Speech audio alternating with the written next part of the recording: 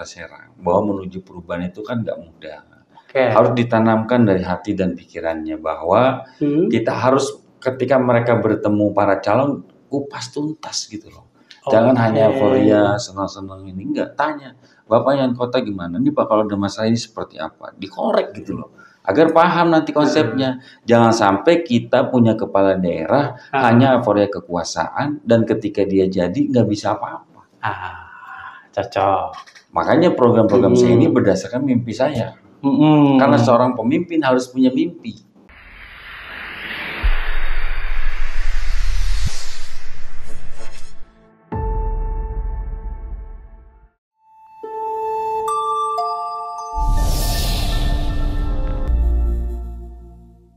Assalamualaikum warahmatullahi wabarakatuh. Selamat datang kembali di Bagus Podcast.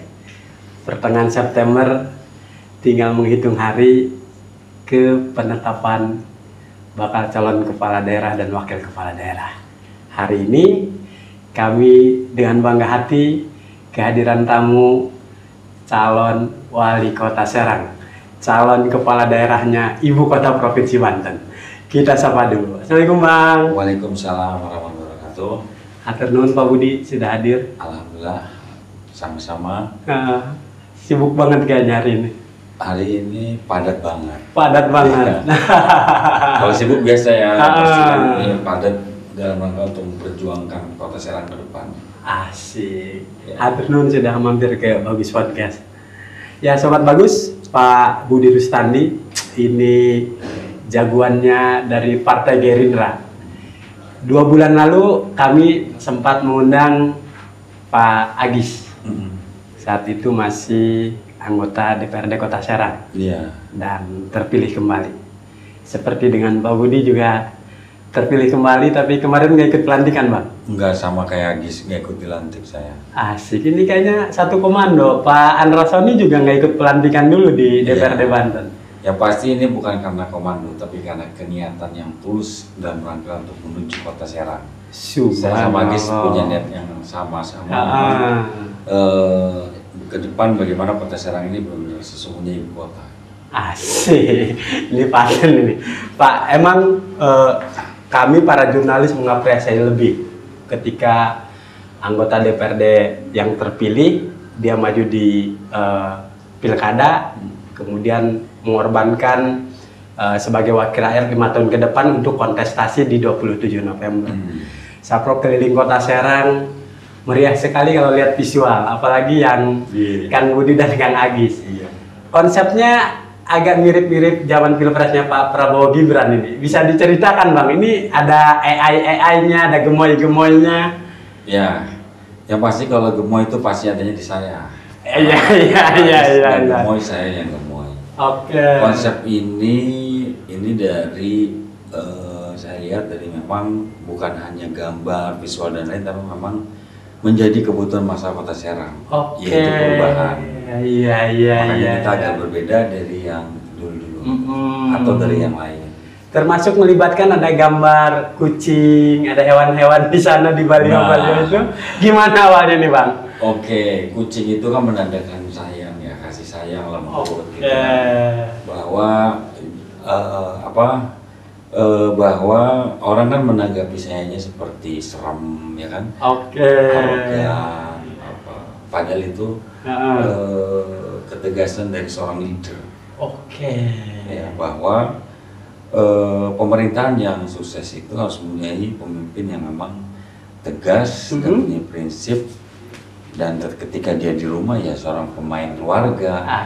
Artinya yang memang cinta dan sayang sama keluarga, termasuk binatang, khususnya kucing ya. Kalau ular saya nggak berani, takut. Iya Mas. Pasti masyarakat Kota Serang nggak hanya Sabrol. Riang gembira banget lihat visual baliho-baliho Kang Budi dan Kang Agis. Tadi sudah nyinggung soal keluarga. Ada seperti apa sih psikologis keluarga Pak Budi? Kan Pak, udah pasti nih 5 tahun jadi anggota DPRD Kota Serang. Kenapa meninggalkan itu untuk sesuatu yang pasti karena harus bertarung keras? Gimana dengan kondisi keluarga Bang? Oke, tadi kan disampaikan bahwa Pak Sapro nanya, itu anak-anak atau keluarga pasti nanya, ini udah pasti nih DPRD 5 tahun. Kenapa harus meninggalkan itu? Iya. menuju pencalonan di Pilkada Kota Serang. Nah, ini yang harus Pak Saprol tahu dan masyarakat khususnya Kota Serang, bahwa saya bukan mencari euforia jabatan. Tapi memang mencari bagaimana ketika saya sudah punya pengalaman menjadi wakil ketua dewan dan ketua DPRD, itu menjadi bekal saya dalam rangka ketika pelaksanaannya saya belum menjadi wali kota, pasti ada keterbatasan kewenangan yang saya punya. Nah, inilah waktunya pencalonan sesungguhnya yang memang ini agar ketika saya menjadi pejabat yang memang bermanfaat untuk masyarakat luas. Gitu loh. Kalau itu kan hanya jabatan saja, tapi yang penting adalah bagaimana ketika saya bisa membuat kebijakan, keputusan yang memang perlu terhadap masyarakat Kota Serang. Dan memang itu harus perlu keberanian dan ketegasan dalam rangka mengambil satu kebijakan yang manfaatnya insya Allah untuk kemaslahatan umat, khususnya Kota Serang. Siap, paten Pak Budi. 3 bulan lalu kami sempat diskusi jurnalis di Banten, termasuk juga soal bursa calon wali kota Serang. Kenapa ini didiskusikan oleh jurnalis Banten? Karena ini ibu kota provinsi. Bagi kami penting siapa nanti yang akan terpilih di Pilkada Kota Serang. Saat itu gennya adalah kami sebutnya Golkar, PDIP, Demokrat, mereka PKS. 4 partai itu yang udah punya gen di Pilkada. Gerindra kalau untuk urusan Pilkada belum masuk kategori gen-gen itu. Tapi ketika 3 bulan itu terjawab di hampir 1 bulan sebelum pendaftaran ke KPU. Ketika Bang Andra Sony kita tanya, Bang, ini gimmick apa beneran maju pilgub? Ini kesempatan Gerindra untuk tampil di 2024. Karena ketua umum kami jadi presiden. Kami menjadi kaget ketika Pak Budi juga maju di sana. Bahkan saat itu kami masih diskusi dengan Kang Agis itu sebagai calon wali kota beliau. Bakal calon wali kota. Gimana ceritanya Gerindra dengan PKS kawin itu, Bang? Jadi awal mulanya begini,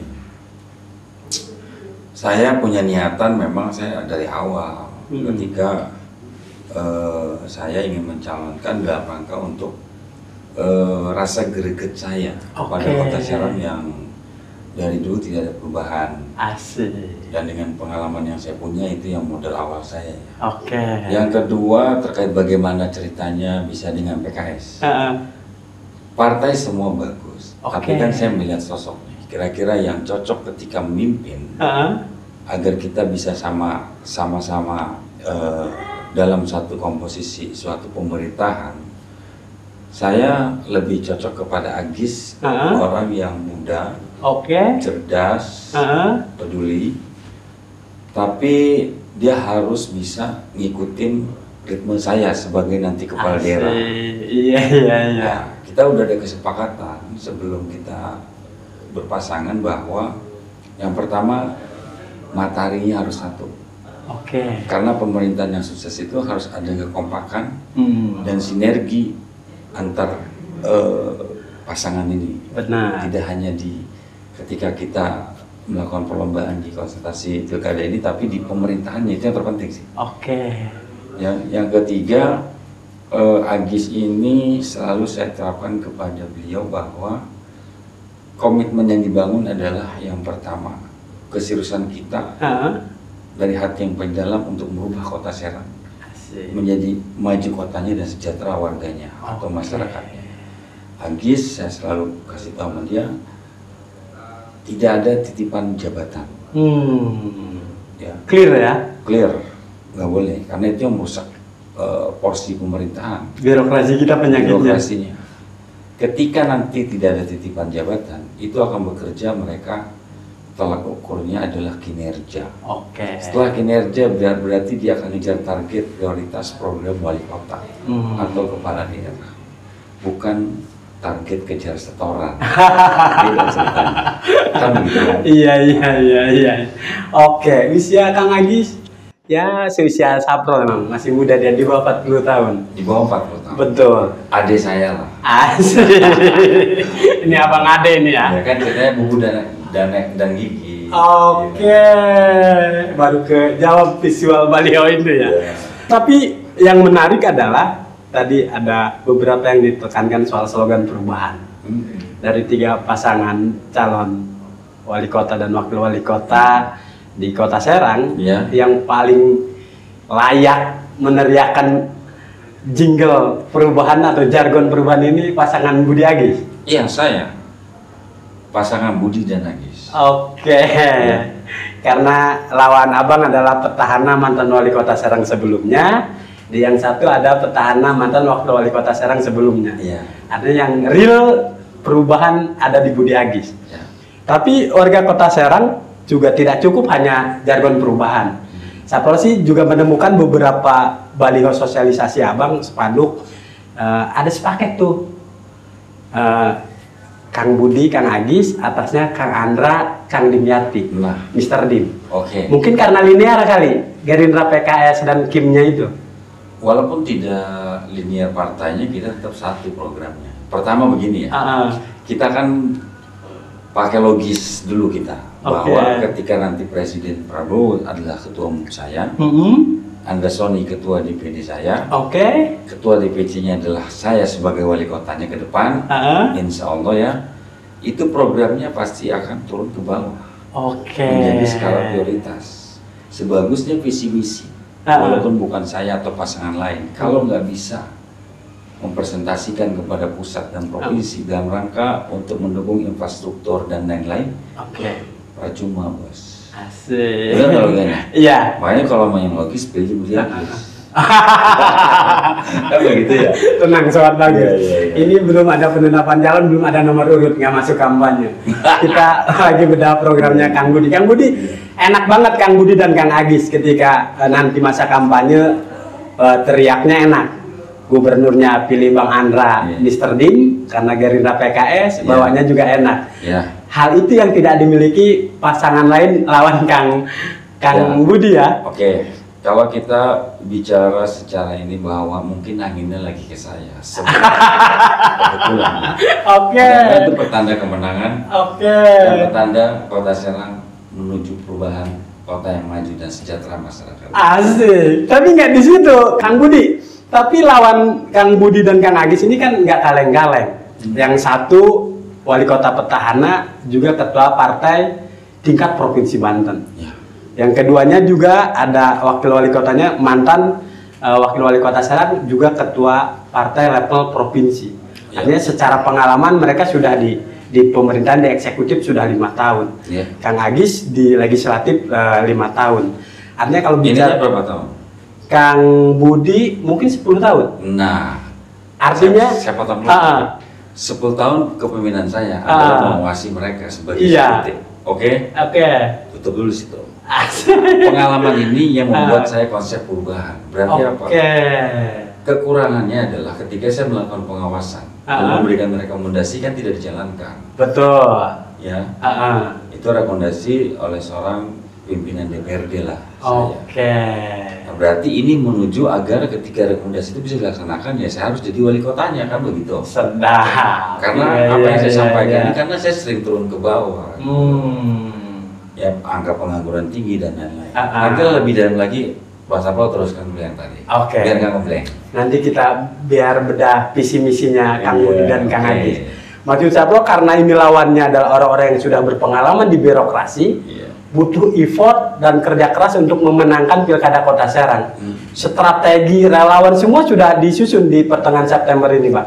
Kita di tanggal 21 clear 100% untuk persiapan. Karena kalau kita kan belajar dari almarhum Desmond itu pimpinan ketua DPD bahwa sebelum kita melihat lawan, persiapan dulu diri kita.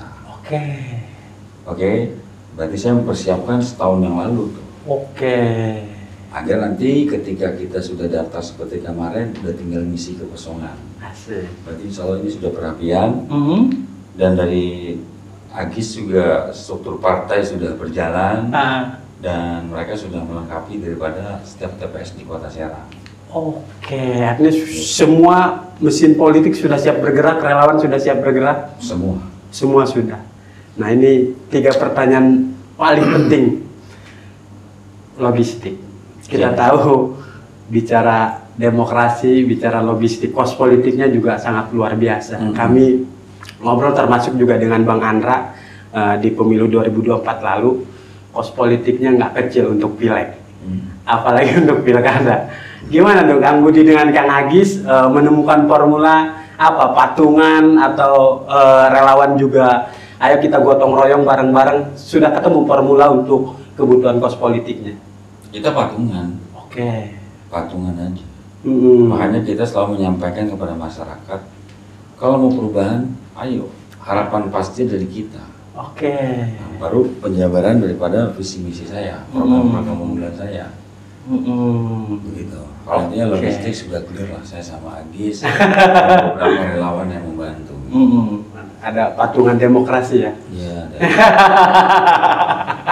Susah mancing Pak calon wali kota ini soal logistik. Baik, berikutnya. Soalnya saya sudah disetel. Sudah disetel ya? Sama bapak yang duduk. Konsultan politiknya nggak kaleng-kaleng. Iya. Lalu pertanyaan berikutnya, Kang Budi. Ada sejarah yang bagi orang ini agak menyudutkan kader-kader Gerindra. Di Provinsi Banten, data kami para jurnalis baru Pak Heldi, kader Gerindra yang duduk di jabatan wali kota atau eksekutif. Itu pun naturalisasi. Pak Heldi bukan kader murni Gerindra karena sebelumnya dia kader Partai Berkarya. Sejarah yang tidak berpihak ke Gerindra, bagaimana menyikapinya, Pak Budi? Untuk apanya? Untuk sejarah bahwa kader-kader Gerindra belum pernah ada yang jadi wali kota, bupati, gubernur. Saya tanya balik ya. Sejarah belum pernah ada Gerindra duduk di kursi ketua dewan. Iya. Ini sejarah Gerindra duduk di Kota Serang khususnya menjadi wali kota gitu. Iya. Logikanya dibalik begitu. Benar nggak? Betul. Saya itu paling suka melakukan hal yang tidak biasa. Oke. Agar hasilnya luar biasa gitu. Oh, jadi sejarah yang kurang berpihak ke Gerindra ini jadi tantangan. Nah.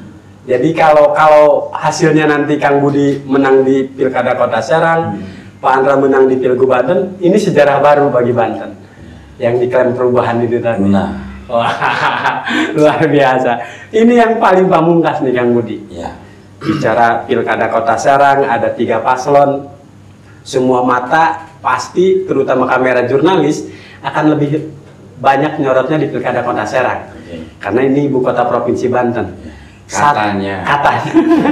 Jadi sedikit blunder saja itu bisa digoreng, baik oleh buzzer lawan maupun jadi pemberitaan headline di media massa. Seberapa penting Kang Budi mengatur nanti ritme kampanye di media sosial, terutama yang di media sosial. Ini yang paling hiruk pikuknya nggak bisa terkontrol oleh Bawaslu terutama. Gimana Bang? Cara relawan agar hati-hati loh ketika mendukung saya di media sosial, nggak boleh black campaign, nggak boleh fitnah lawan. Ada nggak dorongan seperti itu Bang? Ada, nanti setelah penetapan tentunya, karena itu kan awal mula peraturan sudah mulai berjalan. Oke. Yang pertama kita ada tim medsosnya, pasti akan disosialisasikan ke tim-tim relawan semua. Ya kalau misalkan ada tim buzzer atau lawan ya, itu kan dia melakukan itu kan kita bisa cek akunnya gampang. Karena semua serba canggih ya. Betul. Nah, gitu. Tapi Kang Budi aktif main di media sosial? Saya aktif. Ada tim medsos saya. Ada ya? Itu ada admin khusus untuk kegiatan Kang Budi? Ada. Gimana respon publik Bang? Ya kalau saya lihat sih positif semua, kecuali buzzer ya. Kalau buzzer tuh beda lagi. Karena dibayar buat ngelang saya. Tapi saya nggak pernah pakai buzzer. Kalau saya sendiri, saya pengennya real. Karena itu untuk jadi acuan diri sendiri, terutama pasangan saya sama Agis. Kenapa bisa seperti itu? Karena yang saya lihat orang nyerang saya itu kan kelihatan bodongnya ya. Jadi ya saya anggap itu biasa-biasa aja. Tetap kita konsen kepada bagaimana ke depan mengikuti pilkada ini dengan happy, riang gembira. Karena dengan aura positif itu akan lebih memudahkan kita sebagai calon itu berpikirnya positif, jadi semangat terus. Saya nggak pernah mikirin lawan, saya mikirin konsen pemenangan saya sama Agis saja. Fokus di situ. Fokus. Siap. Ini paling pamungkas. kalau harus memilih apa instruksi dari DPP Gerindra, Kang Budi menangkan dulu Bang Andra baru mikirin Pilkada Kota Serang atau menangkan Pilkada Kota Serang dan menangkan untuk pilgubnya? Gimana? Begini, arahan dari pusat langsung Prabowo yang bilang untuk memotivasi para kader dari Partai Gerindra khususnya yang ikut dalam pilkada. Yang pertama adalah beliau bilang Indonesia maju itu tidak bisa dilihat dari atas, tapi dari bawah. Berarti rakyatnya harus sejahtera. Kalian sebagai kepala daerah nanti ke depan, ya apapun itu yang menjadi kendala segera kalian presentasikan atau lapor. Kita punya menteri-menteri dalam rangka untuk menunjang dan mensupport masyarakat yang paling bawah, terutama adalah masalah pengangguran. Itu beliau, makanya kita punya semangat baru di situ ketika dipanggil khusus oleh beliau, karena itu kan rapatnya tertutup. Oke, berarti ada beberapa yang kalau salah satu pengangguran itu tadi. Ya, karena menuju Indonesia Emas itu kan Indonesia maju dulu. Oh, maju dulu baru kita menuju Indonesia Emas. Nah, Indonesia Emas. Luar biasa fokusnya Pak calon wali kota, nggak bisa kita pancing. Jadi PR utama Kota Serang apa, Bang? Pertama adalah PR pertama bagaimana merubah konsep masyarakat Kota Serang, bahwa menuju perubahan itu kan nggak mudah. Harus ditanamkan dari hati dan pikirannya bahwa kita harus ketika mereka bertemu para calon kupas tuntas gitu loh. Jangan hanya euforia senang-senang ini, enggak, tanya bapaknya kota gimana, ini bakal ada masalah ini seperti apa, dikorek gitu loh, agar paham nanti konsepnya. Jangan sampai kita punya kepala daerah hanya euforia kekuasaan dan ketika dia jadi nggak bisa apa-apa. Cocok. Makanya program-program saya ini berdasarkan mimpi saya. Karena seorang pemimpin harus punya mimpi. Ya, agar mimpi itu terwujud. Nah, hari ini kita bertemu dengan Mas Sabto dalam rangka untuk mewujudkan mimpi-mimpi saya sebagai pemimpin ke depan. Mimpi yang ingin mensejahterakan masyarakatnya. Karena konsep perubahan itu harus membuat inovasi yang baru, gebrakan yang luar biasa. Bahkan ini risiko ada di saya semua. Karena kalau kita nggak tegas berani, ya akan kembali seperti kemarin. Jadi kita lebih, kalau ngomong ininya lebih gak enak ke rakyat daripada ke teman politik. Berarti mendahulukan kepentingan masyarakat daripada kelompok saya, keluarga saya, teman-teman saya. Itu lebih keren dan clear menurut saya. Kita akan tagih ini kalau nanti Kang Budi dan Kang Agis jadi pemenang pilkada Kota Serang. Karena Sabto ingat banget, Banten kenapa memisahkan diri dari Jawa Barat? Karena ingin mensejahterakan masyarakatnya. Kota Serang memisahkan diri dari Kabupaten Serang juga tujuan utamanya untuk mensejahterakan rakyat. Ada lagi mimpi Kang Budi ketika nanti setelah 27 November kemudian diumumkan pemenangnya. Gini, konsep saya ketika insya Allah menantikan saya sebagai bayar, yang pertama adalah bagaimana ketika investasi masuk itu kita bebaskan. Bebas dalam arti apa? Ngomong gratis itu bukan hanya di mulut, tapi dilaksanakan. Agar mereka apa? Kuncinya, ketika mereka berinvestasi, diberi kenyamanan, kemudahan oleh saya, dia berinvestasi, lalu disambut dengan perda 60% wajib warga Kota Serang. Agar apa? Agar ketika warga Kota Serang sudah bisa bekerja, punya uang, otomatis daya belinya juga naik. Pasti akan berdampak positif kepada yang lain, benar nggak? Termasuk PLD kita juga naik. Nah, konsep seperti itu yang pertama dilakukan agar rakyatnya kuat dulu, berarti punya duit dulu, kan begitu. Kita contohkanlah negara lainnya. Singapura, negara kecil tidak punya sumber daya alam, tapi dia kok bisa kaya karena investasi. Harusnya ibu kota provinsi ini kan menjadi pusat jasa dan perdagangan. Dimana ketika ada perusahaan besar membangun kantornya di tengah-tengah kota, tapi itu tidak terwujud. Termasuk bagaimana menghidupkan UMKM di Kota Serang. Nah, terus diingat ya, kita bukan teori, tapi kita adalah bagian daripada bagaimana pembangun kebijakan bisa melaksanakan sesuai kebutuhan Kota Serang sekarang dulu.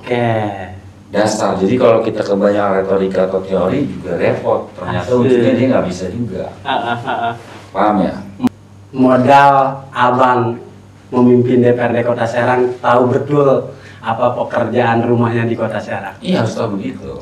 UMKM yang saya laksanakan atau yang saya beri kepada masyarakat itu target prioritasnya adalah bukan bagaimana UMKM kreatif ini bisa lebih maju. Ya, target utamanya mereka UMKM kreatif ini sudah ada pembinaannya dari dinas. Tinggal kita buat mereka kemudahan, kalau tidak punya izin kita berikan izin. Ya, kalau dia kurang laku kita buat pemasarannya dengan buat sentral UMKM, masuk nanti klinik untuk konsultasi dan lain-lain gitu loh. Ini agar mereka bisa didorong agar bisa bukan lebih maju tapi majunya pesat gitu, cepat. Dan menjadi target utamanya adalah melindungi rakyat saya agar tidak terjebak dalam pinjaman yang berbunga tinggi. Pinjaman online misalnya? Iya, pinjaman online saya contohkan. Karena masyarakat kita harus diingat bahwa Kota Serang itu tidak semuanya ini, tapi banyak pinggiran. Oke, ada tukang pisang goreng, betul ya? Betul. Oke, ada tukang cilok, sayuran, petis, itu kan kebanyakan masyarakat yang di ini. Nah, itu diberikan modal oleh saya 1, 2 sampai 3 juta rupiah dalam rangka untuk menghindari mereka pinjaman bunga tinggi. Benar ya? Betul. Karena UMKM kreatif itu hanya beberapa saja. Oke. Ini paling UMKM yang kreatif itu 200 sampai 300-an. 200 sampai 300. Oke, kalau yang itu kan ribuan. Betul. Itu loh yang tidak terjadi oleh pemerintah. Nah, itu yang selalu dikeluhkan oleh para pelaku usaha kecil. Dengan Kang Budi keliling menemui masyarakat di 6 kecamatan di Kota Serang, apa yang paling banyak dikeluhkan ke Kang Budi? Kalau terkait apa yang saya dapat ketika keliling, malah ketika saya keliling itu saya sudah tahu semua keinginan. Makanya program unggulannya saya langsung keluarin, mereka nyambung. Kenapa? Karena saya turunnya ketika saya waktu menjadi wakil ketua dewan dan ketua DPRD. Ya. Program unggulan ini yang saya sampaikan di pemikiran saya akibat itu dari pengalaman saya ketika jadi wakil ketua dewan dan ketua dewan. Kan corona saya turun ke semua masyarakat. Betul. Ada beritanya kan? Iya. Dan nggak berhenti-berhenti, malam kadang ini seperti lagi nyalon, padahal enggak. Nah, itulah bukti saya seorang pemimpin kan harus tahu kadar masyarakat. Bahkan ke depan kalau saya jadi, saya sudah bagi tugas sama Agis. Pak Agis ketika saya nanti di Jakarta untuk lobby sana sini mempresentasikan dalam rangka agar kita dapat anggaran lebih dari pusat atau provinsi, Kak Agis yang jaga gawang nanti untuk memperbaiki birokrasi di dalam pemerintahan. Ya, ketika saya ada di kantor, saya hanya menerima aspirasi dari masyarakat. Membuka ruang itu Agis yang menerima tamu-tamu pejabat. Karena kan saya pemimpin harus tahu gitu. Jadi job desk-nya sudah di awal diobrolkan? Udah harus Pak, karena kita mau menang pertama. Kedua memang mau ada perubahan, bukan euforia kekuasaan.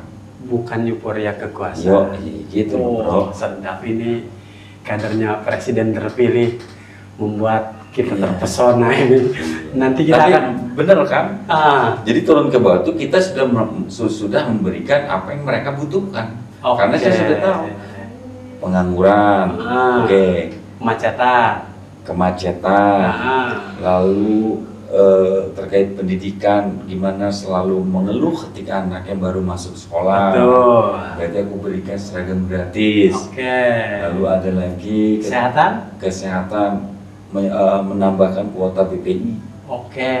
Pelayanannya, ya, puskesmas akan naikkan grade-nya menjadi tipe D agar bisa rawat inap. Rumah sakit Kota Serang akan saya perbarui, saya bagusin selengkap-lengkapnya agar berstandar swasta. Jadi ketika nanti ada kader membawa masyarakatnya, saya langsung kontrol. Karena saya sebagai kepala daerahnya tidak ada boleh lagi tebang pilih terkait pelayanannya. Kelas A, kelas B atau kelas C atau 1, 2 dan 3 semua pemerataan rata pelayanannya. Kalau banjir termasuk banjir. Pertama banjir. Ini kita ulas banjir ya. Kenapa banjir tidak pernah selesai? Karena tadi ketika dilakukan kajian sudah menjadi satu perencanaan, kan pelaksanaannya ujungnya nggak ada duitnya. Di situ peran kepala daerah itu wajib mempresentasikan kepada pusat untuk melakukan lobby-lobby pada provinsi agar pembangunannya tuh selesai, nggak hanya separoh, hanya dilihat, udah yang penting dibangun. Yang penting masalah lihat kita sudah penanganannya, padahal itu awal daripada banjirnya lebih banyak lagi. Tapi kalau diselesaikan pembangunan secara tuntas selesai, bro. Satu masalah selesai, lalu mana lagi?